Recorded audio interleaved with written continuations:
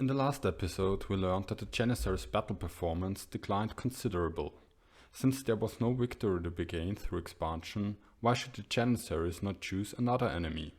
Soon enough, the Ottoman Empire had to learn that a strong army was a coin with two sides. The other side of the coin is that an armed force that is supposed to fight in your orders might also turn on you. With the Janissaries this was a distinct possibility. We'll start with the events before 1500. The first rebellion found in the literature was in 1446. Take a second and guess why it happened. The Janissaries were the most vociferous of those affected by the debasement, and in 1446 an insurrection broke out in Edirne, provoked probably by Mehmed's meddling with the coinage. There is some discussion in the literature if the revolt was really due to the debasement, but at least it is a good guess. This rebellion lost Mehmed II his throne. He became Sultan at the age of 14 in 1444. After the revolt he had to hand it back to his father, Murad II. Eventually Murad II died at the Battle of Kosovo in 1451 and his son got the throne back and used it to capture Constantinople. Note here that in this very first revolt the Janissaries intervened in the succession. Let's continue with the next century. In 1511 the Janissaries rose again, this time in a succession struggle. Sultan Bayezid II had some sons. Of those he favored Ahmed as his successor, but the brothers Korkut and Selim did not take very kindly to this. When Ahmed won a vital victory against the Persians, Selim, the third son, became alarmed and feared that his father would abdicate in favor of Ahmed. So he mobilized his troops in the Crimea. The same held for the second son, Korkut, but he suffered a defeat by Turkoman rebels and held no relevancy after that.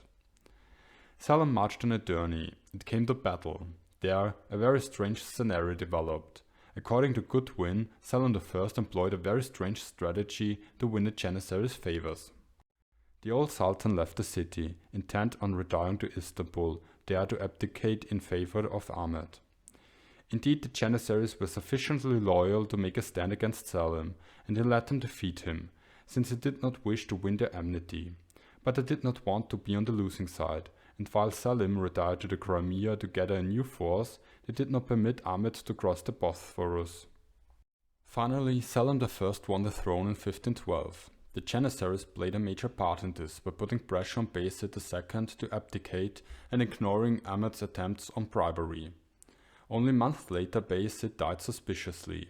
It was the first time that the Janissaries forced an abdication and selected the next Sultan. Selim I continued to reign until his death in 1520, when Suleiman succeeded immediately, set out for Belgrade to pacify the Janissaries with promises of plunder. Finkler and Augustin refer to a Janissary uprising in 1525, mainly aimed at Ibrahim, Suleiman's right hand, whose palace was sacked in the process. I was unable to find more information. The next major revolts happened in 1566 after the death of Suleiman, when Selim II had problems to hold all the promises he made during his succession struggle. At first, the Janissaries accepted 2,000 akçe as a present for every Janissary. Some weeks later they decided to alter the deal. Thousands of them encircled some viziers as well as Janissary officers at the gate, threw them off their horses and dragged them to Selim, who had to cave in and give an additional 1,000 akçes to every soldier. The empty treasury was only refilled through the conquest of the Genoese island, Chios, as well as raids on southern Italy. In 1589 another revolt followed. This time, just like in the first revolt, it was all about debasement. The Janissaries received worthless coin as payment and in response started to burn down the city and threatened Murad III to replace him by his son. The governor of Rumelia and the director of the treasury served as scapegoats, and the Sultan sacrificed them. Seeing that no gifts or persuasion would serve, Murad was obliged to sacrifice his favorites. They were tied to the tails of horses and paraded through the streets, brutally manhandled and beheaded. Then the Janissaries departed, giving the people leave to put out the fires themselves. Cavendish reports the loss of 48,000 houses in the heart of the city. So much about the Janissaries as a fire brigade. In 1591 and 1592, the Janissaries repeated their demands and got what they wanted. In both cases, the Grand Vizier had to resign. At this point, it should be noted that 4 years later, the Sipahis tried the same thing for the same reasons. On this occasion, however, Murad II did not bargain with his unruly soldiers, but responded with blunt force. In a violent encounter at the second gate of the palace, the rebellious Sipahis were massacred to the last man at the hands of the Janissaries and armed court officials. I mention this incident because it tells us something about the power structure. The Janissaries' military value already dominated the Sipahis' usefulness. Furthermore, while the Janissaries held Istanbul, the Sipahis had their teamers in the countryside. Since the Janissaries' task was to police Istanbul and the Sultan's palaces, the Sultan was in their hand. It was much easier to have the Janissaries ambush the Sipahis in the palace than the other way around. Let's turn to the 17th century. Ahmed I was the first Sultan to let his brothers alive and lock them up instead. This decision produced some problems at the time of his death, since his son Osman was only 13 years old. Therefore, Ahmed's brother Mustafa became Sultan instead in 1617. The Janissaries supported this decision. It could very well be that they preferred a weak Sultan. Mustafa I reigned for 3 glorious months, and it is rumored that 10 years in the prince's cage had taken their toll on him. In the end, the chief black eunuch deposed him in a palace coup and enthroned Osman II, the original heir, instead.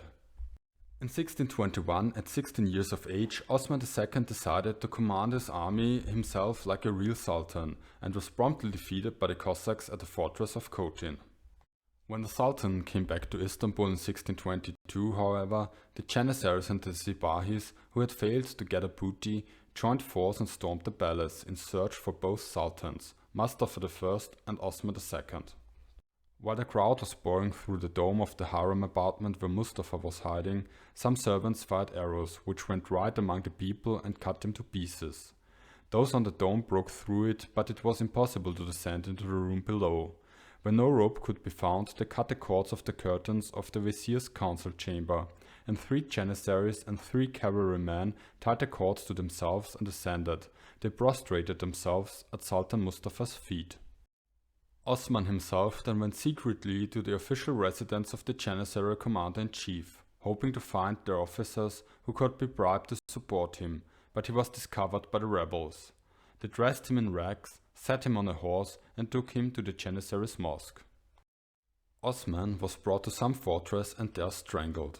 With this act, the Janissaries had enthroned Mustafa I as Sultan again. Yes, in 1622 it was not only about succession. The Janissaries participated in the killing of the reigning Sultan. After Mustafa's return to the throne, he managed to nearly triple the duration of his reign, adding 16 additional months. After that, even the Janissaries had enough. They sent Mustafa back to his cage and enthroned Murad IV, age 11, instead. Like many sultans in these turbulent times, Murad was very young, but he waited his time until he was 23.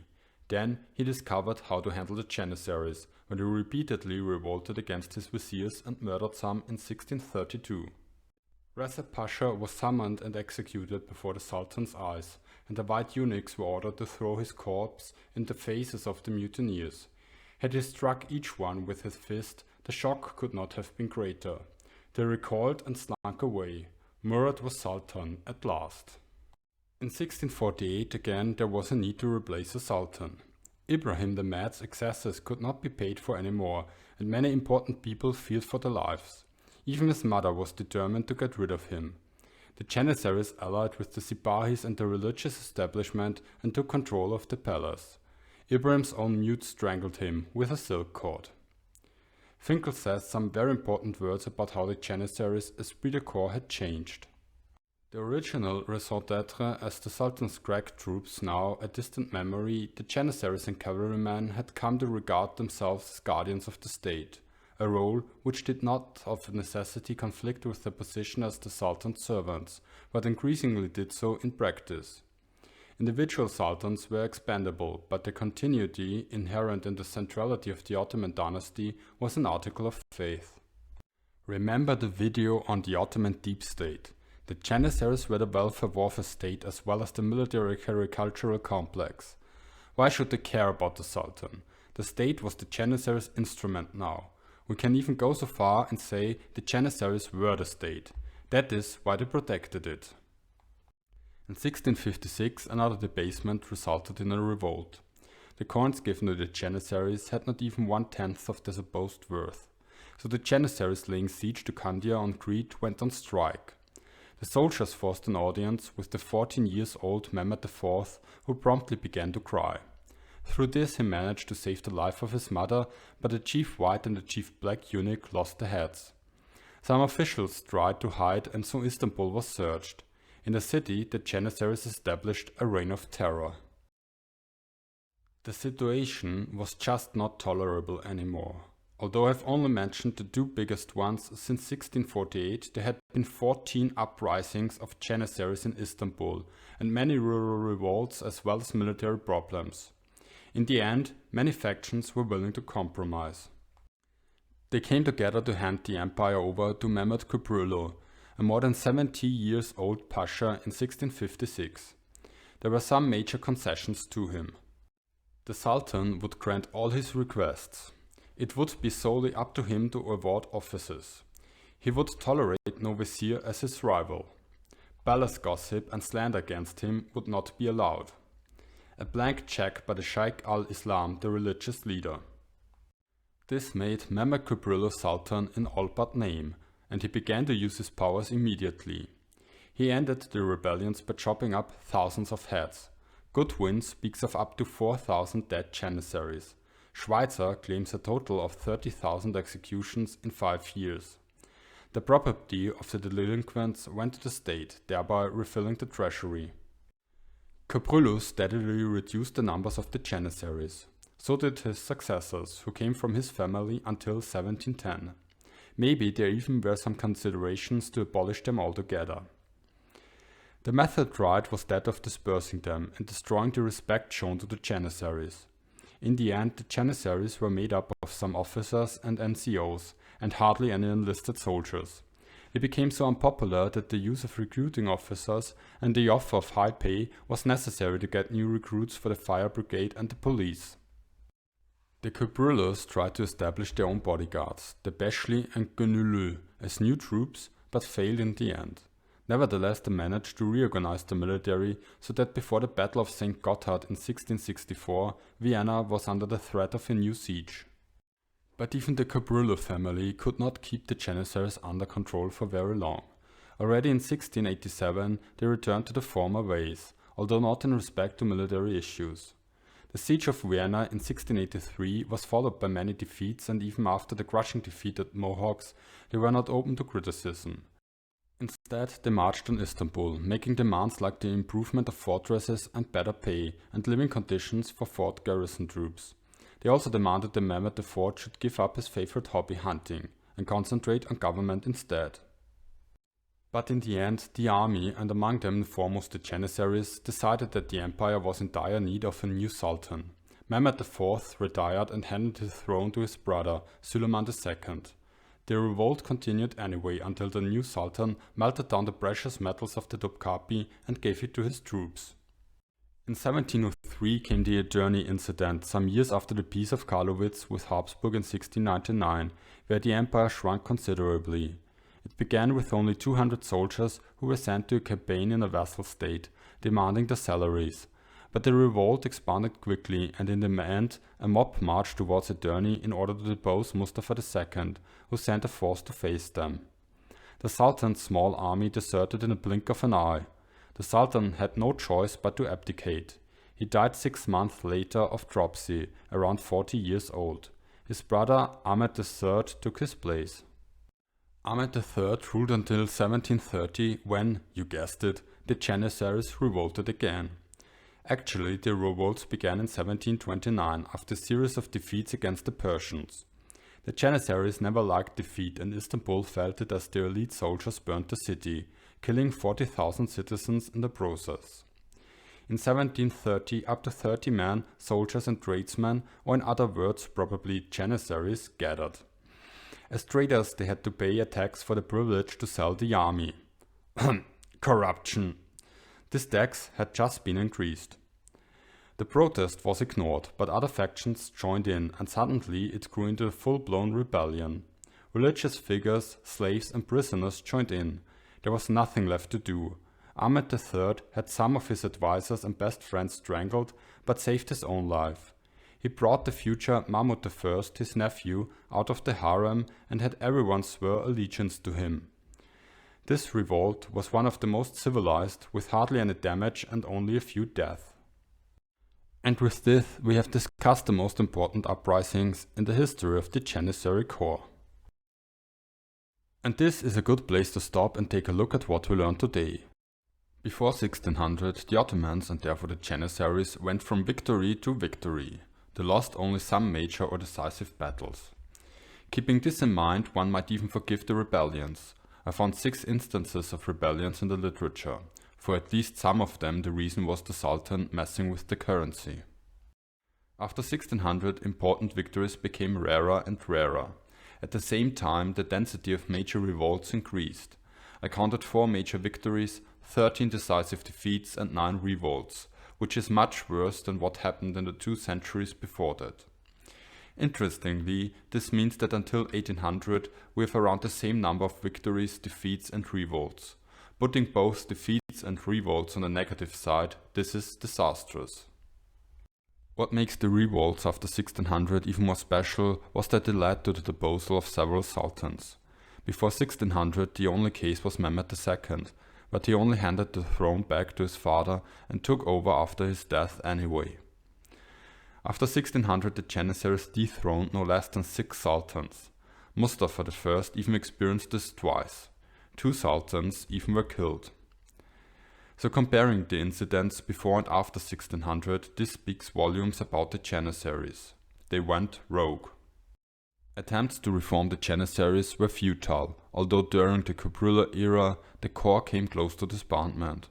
Nevertheless, no alternative proved workable, and there was a desperate need to keep the existing structures alive in order to pursue wars on multiple fronts.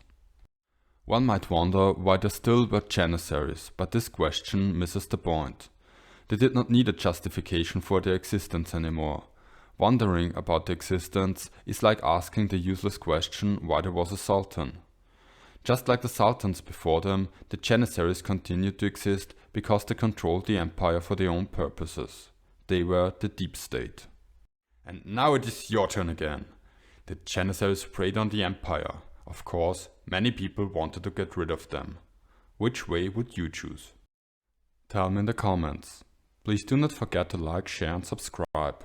So long, we'll meet again soon. Stay critical, stay curious, stay free.